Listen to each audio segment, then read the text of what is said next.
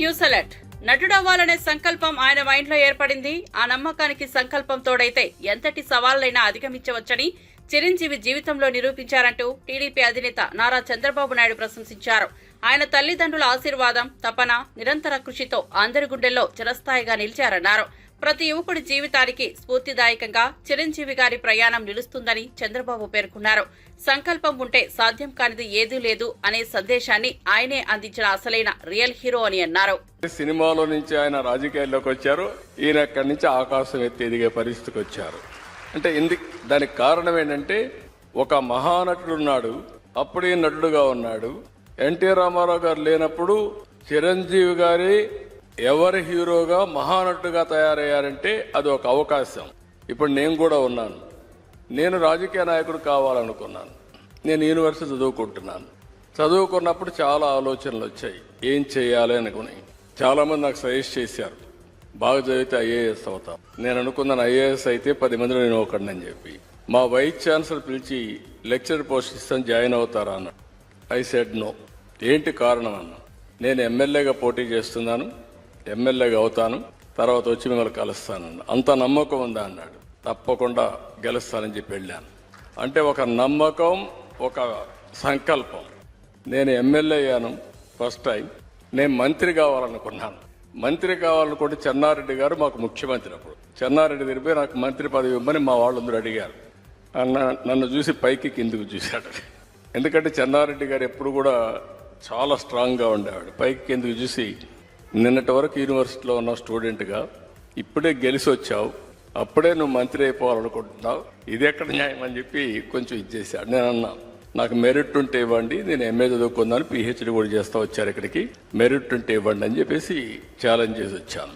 2 yearsలో మంత్రి అయ్యాను. ఎందుకు నేను ఇవన్నీ చెప్తుందంటే, ఒక స్టెప్ మనం వేస్తే ఇంకొక స్టెప్ కలిసి వస్తుంది. ఒక పాజిటివ్ థింకింగ్, ఛాలెంజెస్ తీసుకుంటా ముందుకు పోతే ఇంకోటి కలిసి వస్తుంది. నేను మంత్రి అయ్యాను, సినిమా ఇండస్ట్రీ మంత్రి అయ్యాను. అప్పట్లో అంజయ్ గారికి పెద్ద క్యాబినెట్, మా జంబో క్యాబినెట్, 60 మంది 62 మంది క్యాబినెట్లో ఉన్నాం. అప్పుడు అన్ని పోర్ట్ఫోలియో రాసి నాకు ఒక పోర్ట్ఫోలియో రాశాడు. ఆ portfolio archives, archaeology, cinematography, film industry, libraries. దేనికి కూడా జిల్లాలో ఆఫీసర్లు ఉండరు.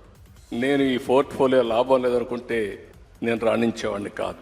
నేను దాన్ని సవాలుగా తీసుకొని పనిచేస్తా వచ్చాను. అప్పుడు మా సినిమా వాళ్ళందరూ కూడా వచ్చేవాళ్ళు. అప్పుడు ఎన్టీ రామారావు గారిని కలవాలని మా జయకృష్ణ గారికి చెప్తే ఎన్టీ రామారావు గారిని కలిశారు. ఎన్టీ రామారావు గారిని కలిసిన తర్వాత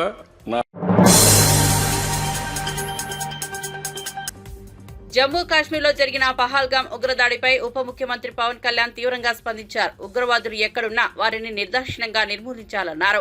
మతం అడిగి మరి అమాయకులను చంపడం ఎంతటి దారుణమని ఆవేదన వ్యక్తం చేశారు. జమ్మూ కాశ్మీర్ అభివృద్ధిని తట్టుకోలేకే ఉగ్రవాదులు కిరాతక చర్యలకు పాల్పడుతున్నారని చెప్పారు. షూటింగుల కోసం ఎన్నోసార్లు కాశ్మీర్కు వెళ్లేనా తన అనుభవాన్ని గుర్తు చేస్తూ అక్కడి పరిస్థితులు బాగా తెలుసని వెల్లడించారు. దేశ భద్రతను కాపాడేందుకు ఉగ్రవాద మూలాలను పూర్తిస్థాయిలో నిర్మూలించాలన్నారు.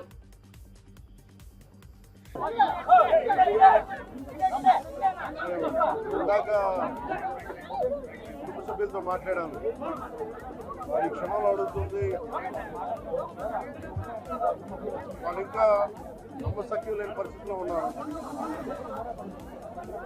ఒక్కొక్కరిని వాళ్ళ కొన్ని వాళ్ళు చెప్పినవి మీడియా ముఖంగా కొన్ని చెప్పడానికి ఇబ్బందిగా ఉంది నాకు. వాళ్ళ ఏ ధర్మాన్ని ఆచరిస్తారని చెప్పి చాలా కోల్డ్ బ్లడెడ్గా, నిర్దాక్షిణ్యంగా చంపేశారు. అన్నీ నమ్మి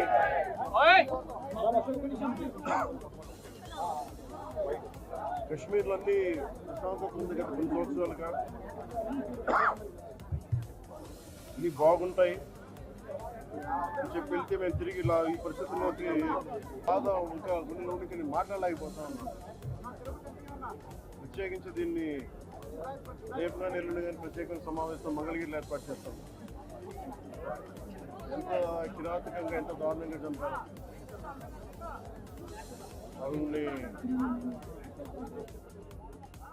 ఈ సమయంలో వాళ్ళు అడుగుతూ మేము ఆత్మగౌరవం ఉన్న వాళ్ళని నిజంగా ఇక్కడ ఏదో ఒక ఎక్స్గ్రేషియా ప్రకటించడానికో లేదంటే దీనికో రాలేదు. నిజంగా ఉగ్రవాదుల దాడిలో ఇది రిపీటెడ్గా,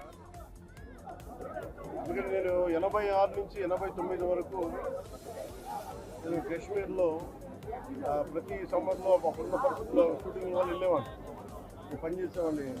సో నాకు పరిస్థితులు తెలిసినాయి. మళ్ళీ తిరిగి అలాంటి పరిస్థితులు పునరావృతమైనది చాలా చాలా బాగా కలిగిస్తూ ఉన్నాం. కొన్ని అంశాలు ప్రత్యేకంగా తెలియజేశారు.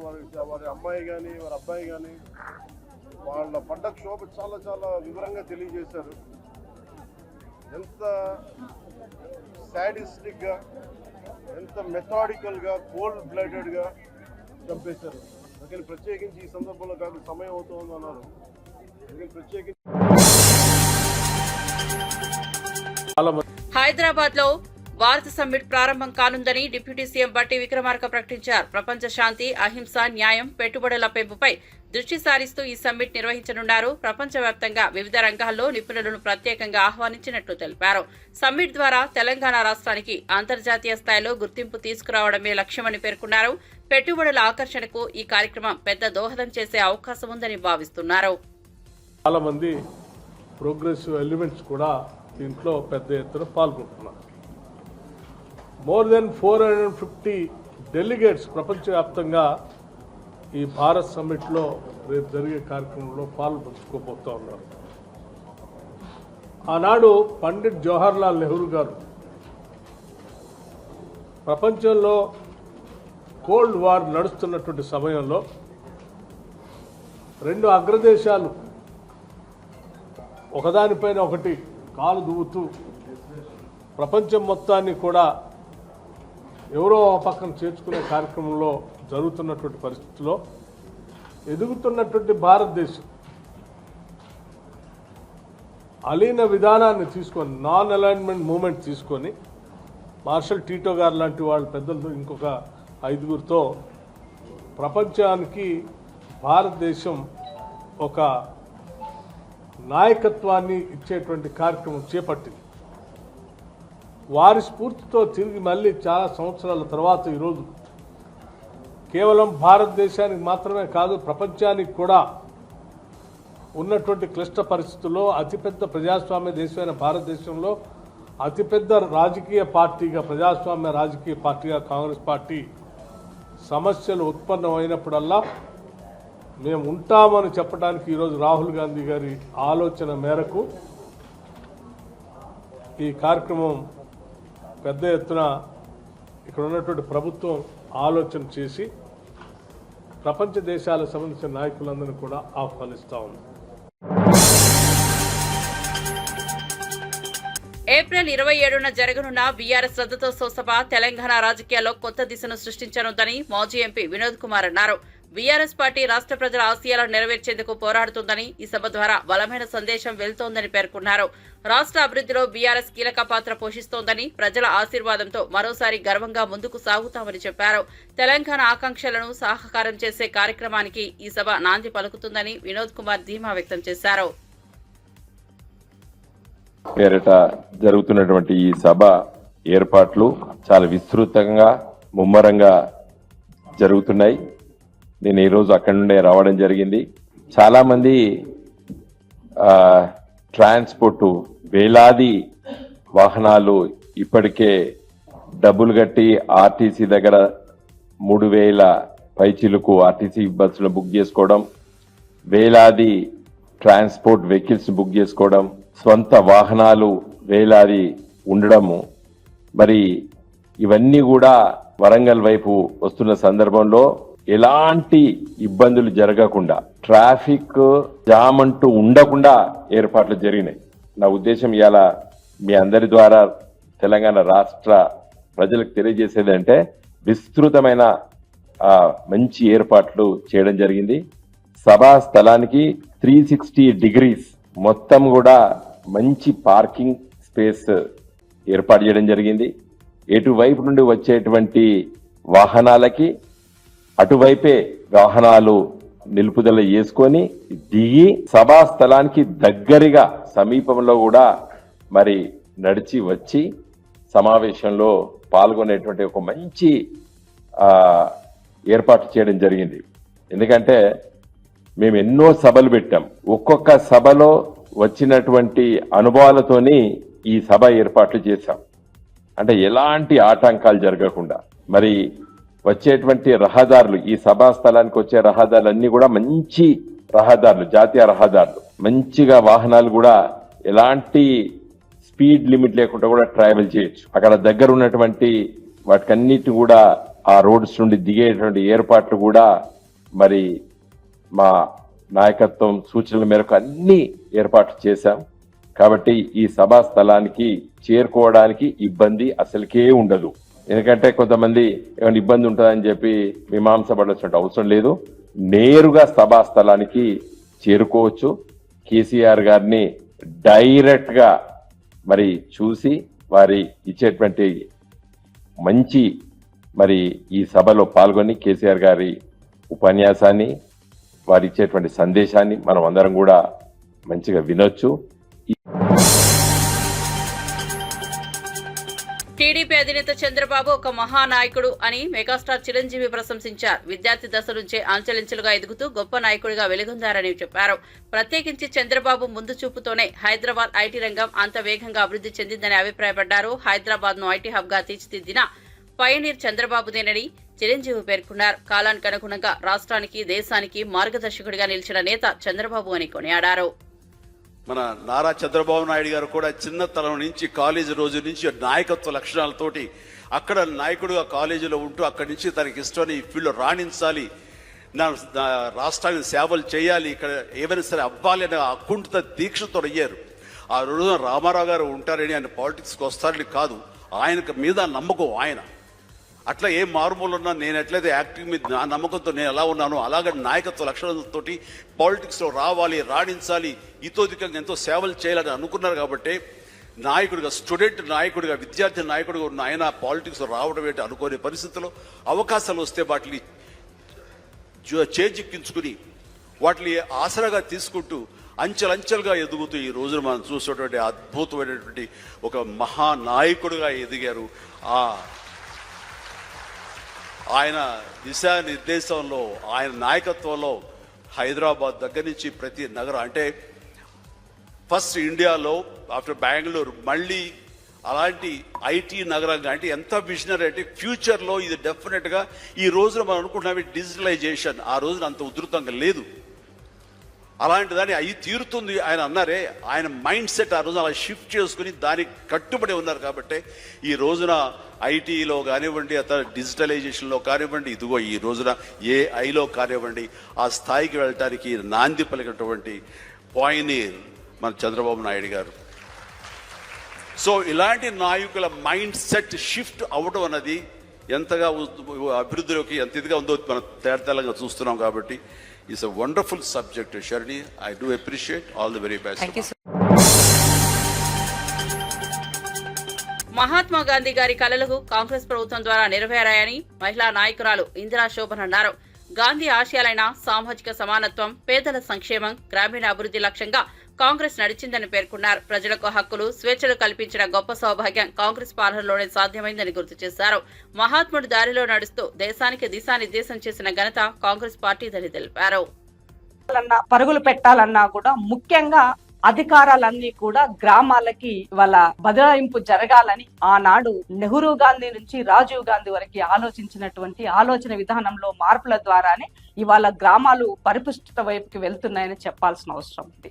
ముఖ్యంగా రాజ్యాంగ సవరణ ఏదైతే 72, 73 పంచాయతీరాజ్ సంఘటనలో మార్పులు చేస్తూ రాజ్యాంగ సవరణ చేసి దానికి స్వయం ప్రతిపత్తి కల్పించి ఒక రాజ్యాంగ భద్రత కల్పించినటువంటి గొప్ప నాయకుడు మాజీ ప్రధానమంత్రి రాజీవ్ గాంధీ గారని చెప్పాల్సిన అవసరం ఉంది. ఈ రోజు ఆయనని మనం యాద్ చేసుకోవాల్సినటువంటి అవసరం ఉన్నది.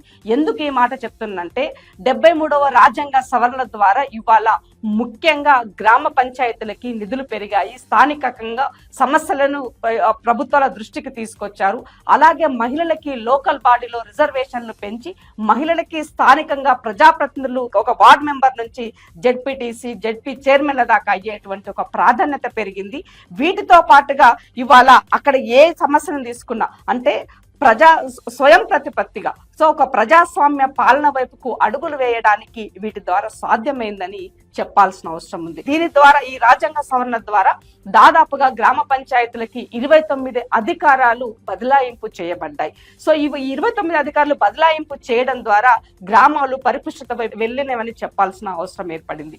వీటితో పాటు దీని ద్వారా ప్రపంచంలోనే అతిపెద్ద పంచాయతీ రాజ్ వ్యవస్థగా ఏర్పడినటువంటి దేశం ఏదైనా ఉంది అంటే అది భారతదేశం అని చెప్పాల్సిన అవసరం కూడా ఉంది. ఎందుకు అనంటే ఇవాళ మన దేశంలో దాదాపు 30 లక్షల మంది ప్రజాప్రతినిధులు ఉన్నారు. ఈ సవరణ ద్వారా 30 లక్షల మంది ప్రజాప్రతినిధులుగా తయారు చేసుకోవడానికి మన పంచాయతీ రాజ్ వ్యవస్థ దాని ద్వారా నడుస్తుందని చెప్తున్నాను. ముఖ్యంగా దేశవ్యాప్తంగా మనం తీసుకున్నట్లయితే 718 జిల్లాలు, అలాగే 6097 మండల పంచాయతీలు, అలాగే గ్రామ పంచాయతీలు కనుక తీసుకున్నట్లయితే 2,34,676 గ్రామ పంచాయతీలకు మన దేశంలో ఒక గొప్ప ప్రజాస్వామ్య వ్యవస్థ ప్రజాప్రతినిధులతో నడుస్తుందని చెప్పడానికి ఇవన్నీ నిదర్శనం. దీనికి ముఖ్య కారణం ఆనాడు రాజీవ్ గాంధీ చేసినటువంటి సవరణలు అని తెలియజేస్తూ ఈ 72వ సవరణ ద్వారా బడ్జెట్ ఏ విధంగా పెరిగిందని కనుక మనం గమనించినట్లయితే ఎవ్రీ ఇయర్ అంటే ఇవాళ ప్రణాళిక కమిషన్ నుంచి రావాల్సినటువంటి కేంద్రం నుంచి నిధులు నేరుగా గ్రామ పంచాయతీలకి బదలాయింపు. ఒంగోలు వైఎస్ఆర్సీపీ ఇన్ఛార్జ్ చుండూరి రవిబాబు నారా చంద్రబాబు నాయుడిని ఉద్దేశించి తీవ్ర వ్యాఖ్యలు చేశారు. చంద్రబాబు రాష్ట్రాన్ని గాలికి వదిలేసి అక్రమ కేసులతో ప్రజలను వేధించడం పనిగా పెట్టుకున్నారని ఆరోపించారు. మద్యపాన నిషేధం చేసిన ఎన్టీఆర్ ఆశయాలను తుంగలో తొక్కి బెల్ట్ షాపులు తెచ్చిన ఘనత చంద్రబాబుదేనని తెలిపారు. జగన్ పాలనలో లిక్కర్ సిండికేట్ ను తొలగించగా చంద్రబాబు మద్యం షాపులు పెంచారని విమర్శించారు. మద్యం అనేది గ్రామాల చివర ఉండేదని ఇప్పుడు నడవూరులో కనిపిస్తోందని దుయ్యబట్టారు. ఎలక్షన్ లో ఇంటింటికి మద్యం పంచి ప్రజలను తాగుబోతులుగా మార్చిన ఘనత చంద్రబాబుదేనని చుండూరి రవిబాబు తీవ్ర వ్యాఖ్యలు చేశారు. కేసులు కట్టే పనిలో అంటే ఆయన ఫెయిల్యూర్స్ ని ఒప్పుకోలేక ప్రజలకి బాధ్యతగా ప్రవర్తించలేక పక్కదారి పట్టిస్తున్నాడు. దాంట్లో భాగంగానే రాజ్ కసిరెడ్డినో వాసుదేవరెడ్డినో కొంతమంది వ్యక్తుల్ని భయపెట్టి లొంగ తీసుకోవాలి, తప్పుడు వాళ్లే ఒక అఫిడవిట్లు తయారు చేసి వీళ్ళని బెదిరించి సంతకాలు పెట్టించి జగన్మోహన్ రెడ్డి గారి మీద కేసులు పెట్టాలనే కుట్ర కోణం ఈ రాష్ట్రంలో జరుగుతూ ఉంది. లిక్కర్ గురించి మాట్లాడుతున్న చంద్రబాబు గారు, మీరు ఎన్టీఆర్ వారసులా? ఎన్టీఆర్ ఆశయం ఏంది? ఈ రాష్ట్రంలో సారా ఉద్యమం చేసి తెలుగుదేశం పార్టీ సారాకు వ్యతిరేకంగా నిషేధం పెట్టి తీసేస్తే ఆయన కుర్చీలో ఉంచి ఆ రోజున్న వ్యాపారస్తులతో మీరు కొమ్మక్కై ఆయన దించేశాక మళ్ళీ లిక్కర్ని మీ అనుకూల పత్రికల్లో రోజు కథనాలు రాపించి లిక్కర్ అవసరమని రాపించారు. లిక్కర్ వద్దని రాసిన పత్రికలే మళ్ళీ పరిమితంగా లిక్కర్ ఉండాలని చెప్పి రాపించిన ఘనత ఆ పత్రికల క్రెడిబిలిటీ ఇక్కడ మనం ప్రశ్నించుకోవాలి. లిక్కర్ని ప్రవేశపెట్టవే కాకుండా చీప్ లిక్కర్ని కూడా ప్రవేశపెట్టి మళ్ళీ దాంట్లో బెల్ట్ షాపులు ఇచ్చి ఉగ్గు పాలతో తాగించినట్టుగా మంచినీళ్ళు లేని గ్రామాల్లో కూడా నువ్వు లిక్కర్ అవైలబిలిటీ తీసుకొచ్చి ప్రజలు గ్రామాల్లో నీరు రాకతలకి, చంద్రబాబు నాయుడు గారు రాకతలకి ఊరి చివర ఎక్కడో ఒక మూల ఉండేది. మండలంలో పెద్ద గ్రామాల్లో 2-3 గ్రామాల్లో ప్రభుత్వ సారాయి దుకాణం అని ఉండేది. అక్కడికి పోయి తాగి రావడానికి మనిషి సిగ్గుపడతా ఉండేవాడు. సారాయి తాగిన మనిషి పగలు ఇళ్లకు కూడా వచ్చేవాడు కాదు. పొద్దుపోయాక ఎవరు చూడకుండా ఉన్నప్పుడు వచ్చేది, ఇళ్లకు చేరేవాళ్ళు ఆ రోజుల్లో. నువ్వు వచ్చాక జనరలైజ్ చేసి అసలు తాగినోడు మనిషే కాదన్నట్టు క్రియేట్ చేసి ఎలక్షన్లో మందు పంపిణీ చేసి ఇంటింటికి సీసా ఇచ్చి పహల్గాంలో జరిగిన ఉగ్రదాడిని తీవ్రంగా ఖండిస్తున్నానని మంత్రి ఉత్తమ్ కుమార్ రెడ్డి తెలిపారు. గతంలో తాను కశ్మీర్లో భారత సైన్యంలో పనిచేసిన అనుభవం ఉన్నందున అటువంటి దాడుల తీవ్రతను గాఢంగా అనుభవించగలిగినట్లు చెప్పారు. అమాయక పర్యాటకులపై దాడి అత్యంత దురదృష్టకరమని పేర్కొన్నారు. ఈ ఘటనకు పాల్పడిన ఉగ్రవాదులపై తక్షణమే కఠిన చర్యలు తీసుకురావాలని డిమాండ్ చేశారు. భద్రతా వ్యవస్థ మరింతగా పటిష్టం కావాల్సిన అవసరం ఉందని సూచించారు. కశ్మీర్లో పహల్గాంలో జరిగిన సంఘటన తీవ్రంగా ఖండిస్తున్నాను. మరి మీలో చాలామందికి తెలియపోయినచ్చు, నేను కొన్ని సంవత్సరాలు కశ్మీర్లో భారత సైన్యంలో పనిచేశాను. శ్రీనగర్ పట్టణానికి దగ్గరగా ఉన్న అవంతిపూర్లో ఎయిర్ఫీల్డ్లో ఇండియన్ ఎయిర్ ఫోర్స్లో యుద్ధ విమానాల పైలట్గా ఉన్నాను. అదేవిధంగా లే లదాఖ్లో పనిచేశాను. సిహెచ్ఎన్ గ్లేషియర్ ఆపరేషన్స్లో పనిచేశాను. కశ్మీర్ రాష్ట్రంలో ఉన్న పరిస్థితులు కొంత అవగాహన ఉన్న వ్యక్తిగా ఇది చాలా దురదృష్టపు సంఘటన. నిజంగా ఈ హత్యలు చేసిన వారిని చేయించిన వారు ఎన్నుకున్న వాళ్ళను కూడా చాలా తీవ్రంగా పరిగణించి మరి దేశం ఒకే తాటిపై యునైటెడ్గా దీని మీద డెటరెంట్ యాక్షన్ తీసుకోవాలని చెప్పి నేను విజ్ఞప్తి చేస్తున్నాను. ఆలూరు ఎమ్మెల్యే శ్రీ బుసినే విరూపాక్షి అప్సరి మండలం కల్లపరి గ్రామంలో ప్రజలు విషజ్వరాలతో బాధపడుతున్న పరిస్థితిని తీవ్రంగా ఆవేదన వ్యక్తం చేశారు. కూటమి ప్రభుత్వం ఏర్పడి ఏడాదైనా గ్రామాల్లో ఆరోగ్య పరిస్థితిపై అధికారులు వైద్యాధికారులు కనీసం పట్టించుకోవడం లేదని మండిపడ్డారు.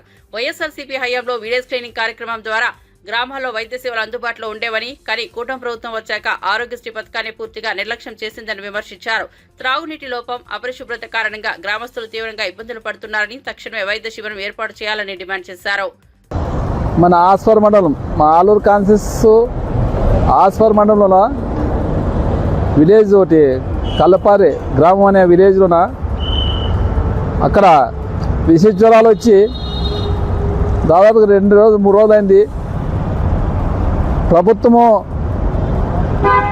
అక్కడ కన్నెత్తని చూడలేదు. అదేవిధంగా డాక్టర్లు కానీ అసలు పట్టించుకొని పాపాన్ని లేదు. నేను డిఎంహెచ్ఓకి ఫోన్ చేస్తే సార్ ఇప్పుడు పంపిస్తాం సార్ అని చెప్తారు. ప్రభుత్వం ఎంత అన్యాయమైన పరిపాలన చేస్తున్నారంటే, ఇంతకుముందు మా జగనన్న ప్రభుత్వంలో వారానికి ఒకసారి విలేజ్ క్లినిక్ అని ప్రతి విలేజ్కి డాక్టర్లను పంపించేవారు. వీళ్ళు ఈ కూటమి ప్రభుత్వం వచ్చినాక అసలు ఆరోగ్యశ్రీని ఎత్తేసినారు. అసలు ఆరోగ్యశ్రీకి అసలు లేదు.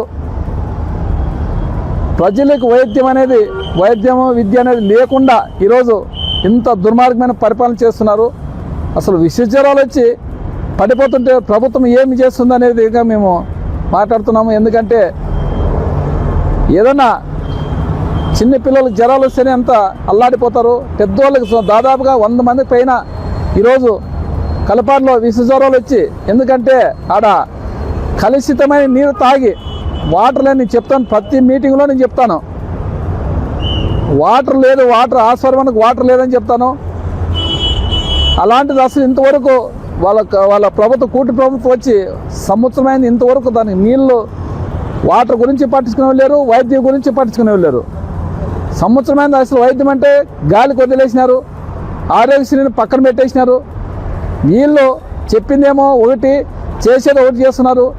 అదేవిధంగా ఖచ్చితంగా మేము డిఎంహెచ్ఓకి ఫోన్ చేసినాం. ఇమీడియట్లో పోయి ఆ ఊరికి పోయి అక్కడే ఉండి మన ప్రజలకి వైద్యం అందించాలనే విధంగా మేము కోరుతున్నాం. హైదరాబాద్ లో పాక్ బంగ్లాదేశ్ దేశస్తుల అక్రమ వాసాలు పెరుగుతున్నాయని బీజేపీ మాజీ ఎమ్మెల్యే ఎన్వీఎస్ఎస్ ప్రభాకర్ ఆందోళన వ్యక్తం చేశారు. వీసా గడువు తీరిన పెద్ద సంఖ్యలో విదేశీయులు నగరంలో ఉంటున్నారని, వీరిని వెంటనే వెనక్కు పంపించాలన్నారు. పోలీసులకు పూర్తి స్వేచ్ఛను ఇచ్చి వారిని గుర్తించి చర్యలు తీసుకోవాలన్నారు. హైదరాబాద్ లో ఇప్పటికే పలుమార్లు స్లీపర్స్ సెల్స్ పనిచేస్తున్నట్లు రుజువైందని, ఈ గ్రూపులకు హైదరాబాద్ ఎంపీ మద్దతు ఉందని తీవ్ర ఆరోపణలు చేశారు. ప్రజల భద్రత దృష్ట్యా ప్రభుత్వం వెంటనే జోక్యం చేసుకోవాలని డిమాండ్ చేశారు. కొట్టినట్టుగా ఆ యొక్క దాడి స్పష్టంగా కనబడ్డది. యావత్ భారతదేశం అంతా కూడా ఈ సంఘటనని ఖండిస్తోంది. తర్వాత స్పందించి రకరకాలుగా నిరసనలు తెలియజేస్తూ భారత్ మరింత కటువుగా వ్యవహరించాలని చెప్పని కోరుతున్నటువంటి తరుణంలో కేంద్ర ప్రభుత్వం ప్రాథమికంగా కొన్ని కఠిన నిర్ణయాలు ప్రకటించినటువంటి విషయాన్ని మనం చూసాం. తప్పకుండా దీనికి మూల్యం ఈ ఉగ్రవాదాన్ని ప్రేరేపించిన సంస్థలు, వ్యక్తులు, పొరుగున్నటువంటి దేశాలు తప్పక చెల్లించవలసి వస్తుందని చెప్పని కూడా భారత ప్రజలందరూ కూడా భావిస్తున్నారు. ఇకపోతే హైదరాబాద్ మహానగరంలో ఎన్నో సందర్భాల్లో సంఘటనలు జరిగిన తర్వాత కళ్ళు తెరవటం కాకుండా ముందుగానే ఈరోజు ఒక సంఘటన నిన్న అక్కడ జరిగింది కాబట్టి పాత నగరంలో ఇప్పటికే వీసా గడువులు తీరి ఇంకా నివాసం ఉంటున్నటువంటి అక్రమ వలసదారులు, బంగ్లాదేశ్ నేషనల్స్, పాకిస్తాన్ నేషనల్స్, దాంతోపాటు టూరిస్టు మీదుగా వచ్చినటువంటి వ్యక్తులు, గడువు తీరినటువంటి యొక్క పౌరులు కూడా ఉంటున్నారన్నటువంటి సమాచారం చాలా సందర్భాల్లో పత్రికల్లో కూడా వచ్చాయి. కాబట్టి రాష్ట్ర ప్రభుత్వం, రాష్ట్ర పోలీస్ యంత్రాంగం